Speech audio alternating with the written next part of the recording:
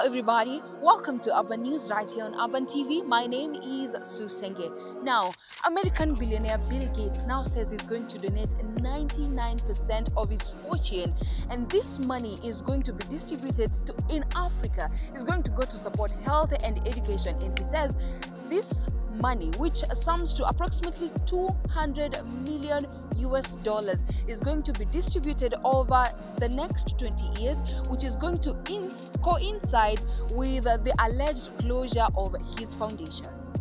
From the amazing Sue, pande hizi mnajua mkini check your time because it's our time. Now, gavana wa Siaya anamzungumzia James Orengo ambaye alikuwa amekataa kabisa kuipigia serikali kuu magoti ndio kaunti yake ipate kupata manufaa na miundo msingi mbalimbali. Amejitokeza wazi na akasema kwamba bana itabidi I bow kidogo niende nikamzungumzie rais ndiposa kaunti yangu ya Siaya isiachwe nyuma kimaendeleo. Now, today ndo siku ambayo James Orengo atakuwa anawaongoza viongozi na wajumbe mbalimbali kwenda ikulu na kuwa na mkutano na rais ndiposa at least kaunti yake iweze kunufaika. Nikizungumzia Siaya kwa ujumla, tumeishi kumuona James Orengo kuwa baadhi ya viongozi ambao walikana kabisa, yani baadhi ya viongozi ambao walikuwa ndani ya ODM na walikana kabisa kufanya kazi na Kenya Kwanza. But tumekuwa tukiona ushirikiano wa Kenya Kwanza, tumecheki ushirikiano pia wa naweza nikazungumzia ODM kama chama, manake Azimio la Umoja kuna wale viongozi ambao wamebana kabisa kufanya kazi na serikali kuu. Hii inaleta dhana ipi? Because tuko na vile vyama vingine ambavyo viko ndani ya Azimio la Umoja. Inakuhusu wewe vipi kama supporter wa ODM na pia Azimio? Labda in case Raila Odinga na William Ruto ndoa yao ivunjike, bado ODM itaathirika kama Azimio la Umoja? Swali balaga ndo hilo. News. The Kenyan content creators have given the BCLB a 48-hour ultimatum to engage them because they say BCLB should lift the ban on marketing betting companies because this is affecting their bag. What do you think about the ban that was imposed on betting companies in Kenya?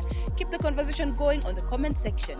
Finally, Mama Michael is back. You wonder who Mama Michael is? This is Mike Mushiri, who rebranded to Zia Africa. Some time back, Mike Mushiri took a hiatus on social media after rebranding from Mike Mushiri to Zia Africa. And now he's been spotted posting, or rather putting out content on the satirical commentaries about the names of things across the Kenya and across the world. And so the fans are so excited to have Mama Michael back. Are you excited? If you are, keep the conversations flowing on our socials at Urban TV, and of course we'll keep you posted. And now you're up to date on Urban News. Naibu wa Rais Abraham Kithure Kindiki amejitokeza hivi wazi na kukashifu na kusema kwamba hamna uhasama wote kati yake na gavana Cecily Mbarire. Hii imejitokeza because kumekuwa na rift ndani ya Mount Kenya region kwamba nani ana ile power since kuna division right about now. Tangia Rigathi Gachagua atoke kwenye Kenya Kwanza akaunda chama cha kwake, mvuto ukawa pande zake. Kenya Kwanza ikadidimia kidogo umaarufu ndani ya Central Region, mlima ukaguzwa. Mtazamo wa Uhuru Kenyatta bado tunaongojea because hatujajua upande wake anaegemea wapi, na kumekuwa na mchanganyiko na ndani ya Central Region as a whole, as a region. Na as you guys know kwamba Central Region ndo imekuwa kama lile ndo ambalo ni determinant region ya mtu kupata kura, national votes ndani ya elections zikihappen.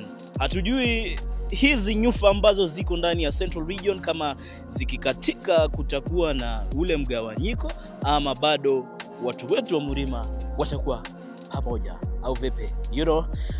Ndo mpango mzima hapa ndani ya Urban News nikiwa na mwenzangu Sue. Tumekupeleka na rada na jinsi ambavyo mambo yanakwenda kila siku. Tunakwambia kwamba uendelee kutegea hapa na kufuatilia mitandao yetu ya kijamii kupata hizi na habari nyinginezo. Nyuma kamera amehusika Rakim ambaye anahakikisha picha zetu ziko safi. Oi, wanangu, till next time nasemaje? Mchacho wa Dio. Zaina Vanga hii.